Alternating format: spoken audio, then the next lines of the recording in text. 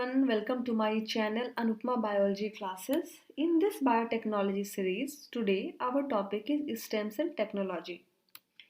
This video is taken from CBSE class 12th, part 6 of chapter 12. So let's start the topic.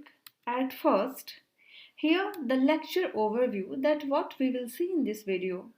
So in this video, we will see success of genetic engineering, ethical issues of biotechnology in which genetic engineering approval committee, then biopiracy, then biopatent, then stem cell technology in which what are stem cells, types of stem cells, techniques of culture of stem cells from inner cell mass, and importance of stem cells.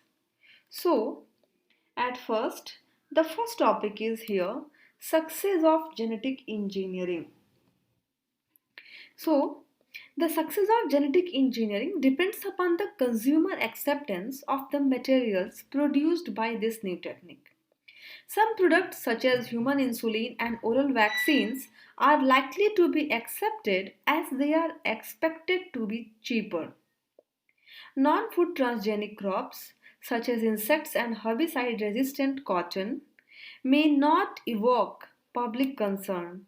However, the edible transgenic crops and animals may generate many controversies about their safety as food because of their unusual contents. Now, here you can see the success of genetic engineering with plants. First successful genetically engineered experiment on a plant in 1982. First crop approved for sale in 1994, that is flavor saver tomato, delayed ripening. Today, dozens of genetically engineered crops on the market. Now, if we talk about the potential applications of the clones of transgenic animals, here cows, sheep and goats can produce substances having pharmaceutical importance such as lactoferrin, clotting factor, clot dissolving protein, respectively on a large scale. Now, pigs can provide parts, that is pancreas, heart, for the transplantation in case of humans. Pigs' organs are nearly of the same size as those of humans. Transplantation of an organ from one species to another is called xenotransplantation. Xenos means a stranger. Mice are useful for the study of cloning techniques. Human cell lines formed by cloning may be used in treating disease and in replacing parts. If we talk about the problems associated with genetic engineering, so no doubt genetic engineering holds a great promise for correcting genetic defects or for adding genes to improve the species. There are problems associated with the process. If a crop plant carrying gene for resistance to herbicides, natural diseases and insect pests exchanges genes with wild relatives via pollen, the offspring could become superweeds that would be very difficult to control. Production of a complete map of human genome may raise some ethical questions that who should have the right to examine someone else's gene? How should that information be used? Should a person's genome be a factor in suitability for a job? So, genetic engineering can be used to transform normally harmless intestinal bacteria into cancer causing forms, ushering in a new era of biological warfare. These pathogens may escape and cause havoc. Experiments may be changed, produce superviruses to which we might have no defense. Antibiotics may become ineffective if the bacteria acquire resistance due to the uncontrolled use of recombinant DNAs. Drug resistance pathogen may be got produced and released into enemy country. For these regions, some scientists have called for a voluntary end to such a research. Other scientists hold that such a suggestion interferes with the scientific freedom. The issue is ethical and not easy to solve. Now, Here, a question is that can a baby have 3% gene? Is this possible? So, yes, about 30 babies with 3% gene have been born worldwide. Mitochondria from a younger woman's egg were transferred into the eggs of an older woman to help the eggs get fertilized. Because mitochondria contain DNA, the resulting babies had a mixture of DNA from two women and the father. So yes, baby have 3% gene is possible. After this, now ethical issues in biotechnology. So what are the ethical issues? So ethical issues in biotechnology. Although biotechnology gives a lots of benefits to the society, but at the same time it also creates certain concerns among the general public. Some people rejected totally biotechnology applications and suggested that the recombinant DNA technology should not be developed at all. So biotechnology is technology that concerning the application of biological and engineering techniques to microorganisms, plants and animals. Biotechnology experienced greatest advance in 1970s when scientists began identifying and manipulating deoxyribonucleic acid. Greatest concern with the biotechnology stems from new advances with genetic engineering of plants and animals. Biotechnology is regulated in the United States to ensure the safety of products. Regulatory agencies include the United States Department of Agriculture, the Food and Drugs Administration, and the Environmental Protection Agency. Despite regulations, some peoples are still opposed to biotechnology.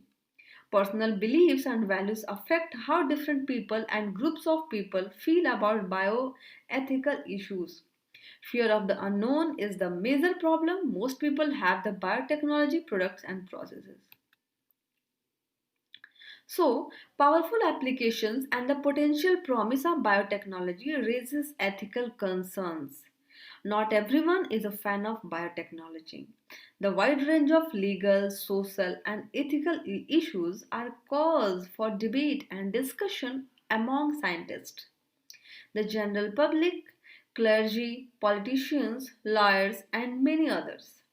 Some questions of concerns like should human cloning be permitted? Will genetically modified foods be harmful to the environment? Should we permit the development of synthetic genome? So this is the ethical issues. So meaning of ethical is doing the right things for the society and unethical means doing harm to society. If taken ethical is a negative manner, it means manipulating your work procedures. For example, reporting late to work but updating your attendance as reported on time.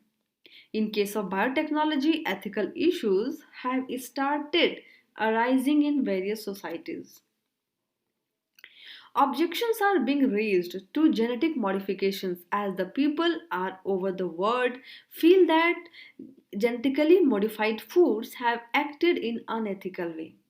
Such a manipulation of living organisms by the human beings cannot go anymore without regulation because several societies have started objecting to genetic modifications as they feel that genetically modified foods have acted in unethical ways. In several instances, protesters destroyed what they thought were fields of genetically modified plants.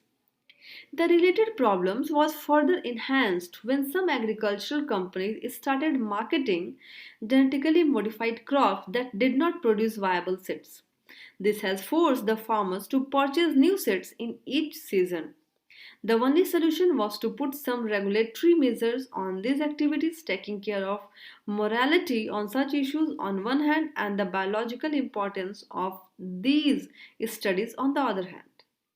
Thus, an organization aiming to regulate biotechnological activities was established by Indian government named GEAC, that is Genetic Engineering Approval Committee. So, here, what are the benefits of GMOs and what are the risks of GMOs?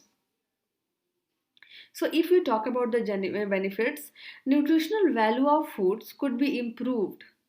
Crops can be produced that lack known allergens. Crops can grow in arid conditions for the better yield.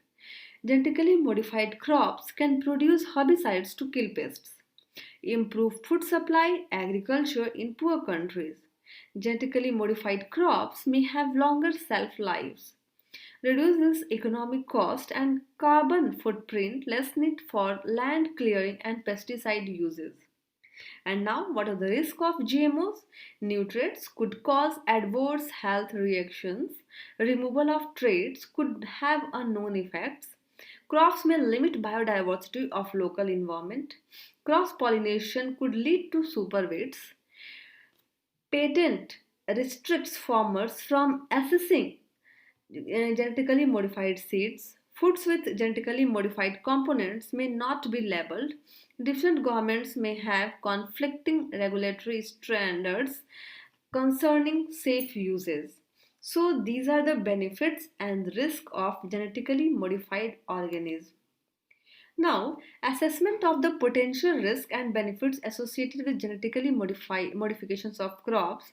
If we talk about the benefits in case of environmental, pest resistant crops mean less chemical insecticides are used.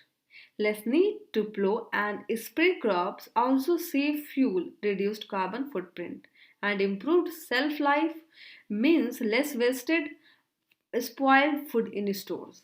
If we talk about according to the health, nutritional value of food can be improved by enhancing vitamins. Crops can be produced that lack nutritional natural allergens or toxins. Genetically modified crops can be engineered to produce cheap edible vaccines, and genetically modified bacteria produce cheap medical compounds such as insulin and clotting factors. According to agricultural view, crops can be made to be drought, cold and salinity resistant, expanding range for farming and increasing crop yields. Herbicide resistant genetically modified crops allow for easy killing of weeds that sap nutrients from crop plants. Crop varieties can be produced that are resistant to viruses. Now, here, in case of ethical issues, the first is here GEAC, that is Genetic Engineering Approval Committee. So, what is this? GEAC, that is Genetic Engineering Approval Committee, was set up by the Ministry of Environment and Forest to regulate research, testing and commercial release of genetically modified crops, foods and organisms. Now, if you talk about the aim and objective of GEAC are to permit the use of genetically modified organisms and their products for commercial applications, to adopt a procedure for restriction, production, scale, import, export and applications of genetically modified organisms, to approve for conduct of large scale field trials and release of transgenic crops in the environment, to authorize agencies or persons to have large scale production and release of genetically modified organisms into the environment or curb and take punitive actions against them. So, the committee gave approval for cultivation of BT cotton, the only commercial grown genetically modified crop in India in 2002. Now, after this, biopiracy. Biopiracy means stealing of our national patrimony. So, what is biopiracy? Biopiracy is defined as the illegal appropriation of live microorganisms, plants, and animals, including humans, and the traditional knowledge that accompanies it. Multinational corporations, that is MNCs, have been searching for rich natural resources everywhere to make out a product along with the traditional knowledge prevailing there, then patent it and mint money out of it. So, biopiracy is the theft or robbery of biological and genetic resources indigenous to a country. The biological resources have many uses in agriculture, healthcare, and chemical industries. Therefore, the businessmen are after them. The process of biopiracy involves collection of samples of biological sources which can be done unnoticed. The biological material is then subjected to product development for use on a commercial scale. Now, biopiracy using the nature knowledge of indigenous people without permissions of financial gains. So, what are the items facing biopiracy? A wide range of biological resources are facing biopiracy. These include soil, microorganisms, plants, and animals and genetic materials. These resources are being used in research besides in making new products. Biopiracy is widespread in Asia, Africa, and Latin America, where the most diverse ecosystems in the world are found and produce abundant biological resources. Now, here you can see the brief description of the biopiracy. Biopiracy is a situation where indigenous knowledge of nature originating with indigenous people is used by others for profit without permission from and with little or no compensation or recognition to the indigenous people themselves. Bioprospecting is an umbrella term describing the process of discovery and commercialization of new products based in biological resources, typically in less developed countries. Bioprospecting often draws on indigenous knowledge about uses and characteristics of plants and animals.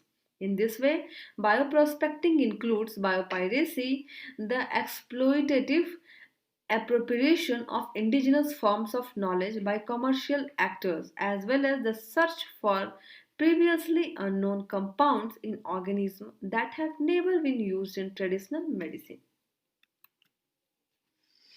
Now, opposition to biopiracy. Worldwide, opposition to biological piracy is rapidly building up as more and more people and groups become aware that the Western companies are getting great benefits from using the knowledge and biological resources of the third world communities. While the companies stand to make huge revenues from this process, the local communities are unrewarded and, in fact, may have to buy the products of these companies at high prices. Now, extent of biopiracy. Profit hungry corporations benefit greatly from biopiracy activities. The multiple beneficial uses of the biological resources are like the gold mines for them. With biopiracy, they also escape paying any financial compensation to the countries where the biological material originated. Clearly, biopiracy is an absolute intrusion on our national patrimony. It robs us of our right to utilize our own resources. The benefits derived from pirated biological resources should be shared with the indigenous people and used for common good. Now, according to the government's response, it is unfortunate that our government's effort to check biopiracy are inadequate. Although it has passed a law to regulate access to our biological and genetic resources, the law lacks steps to implicate and prosecute the biopirates who break the law. Government has signed the General Agreement on Tariffs and Trade, which opens countries' natural resources for foreign exploitation. This may be taken as government's non-seriousness about checking biopiracy. Now, after this, biopatent. What is biopatent?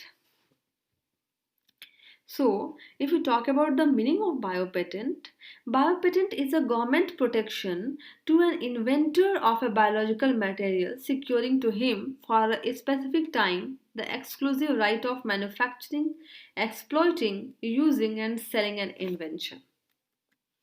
Now, patent abuse.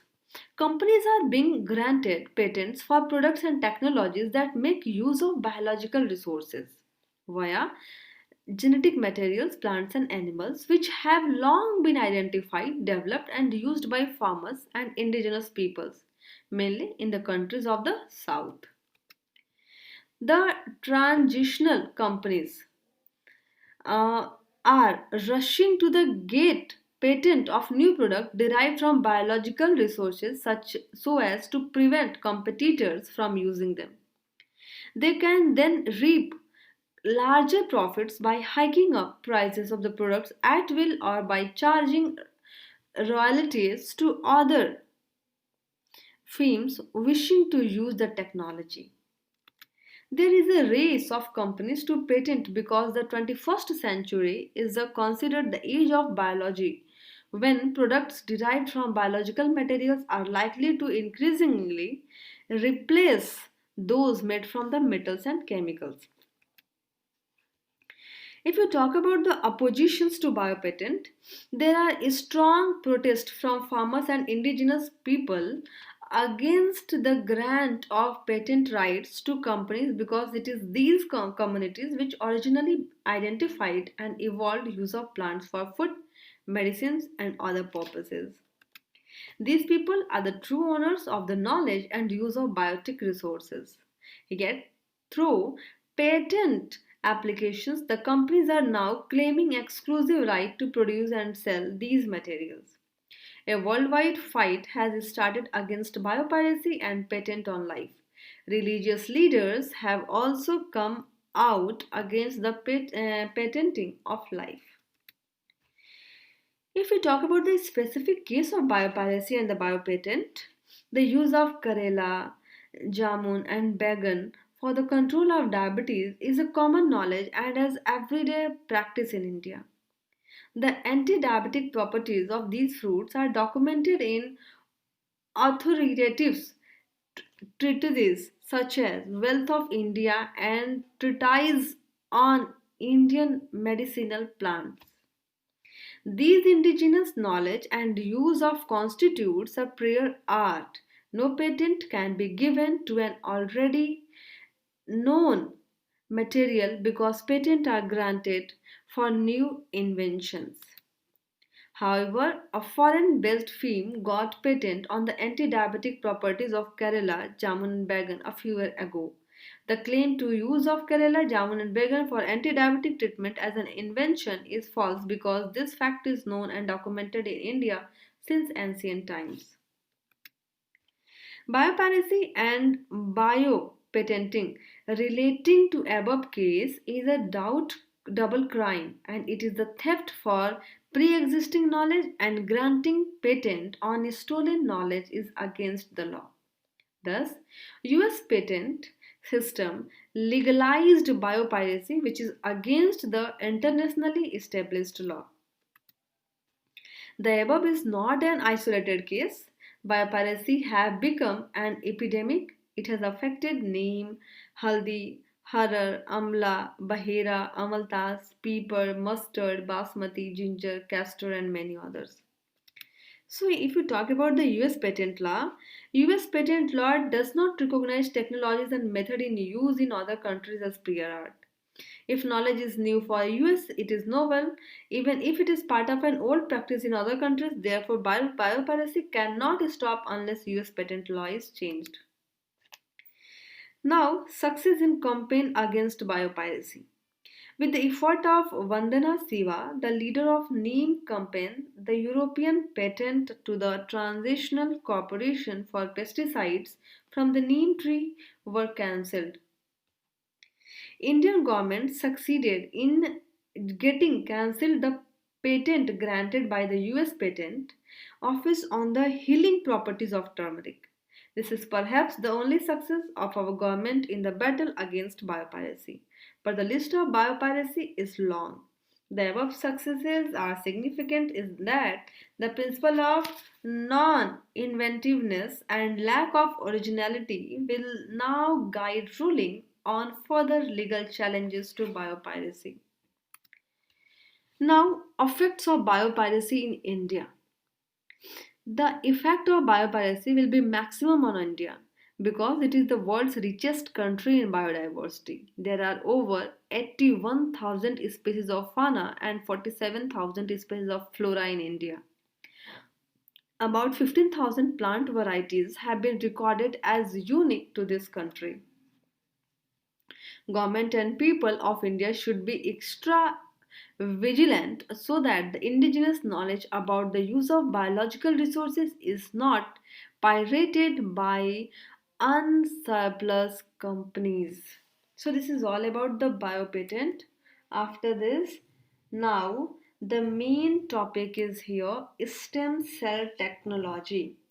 So, what is stem cell technology? Nowadays, stem cell technology is one of the most advancing and fascinating areas of biology. Particularly in the fields of medical science in the 1950s, the identity of the powerful stem cells was first revealed, and this discovery led the physicians to regenerate damaged tissue with the supply of healthy cells from the stem cells. Now, what are the stem cells? Regardless of their sources, all these stem cells differ from other types of cells in the body.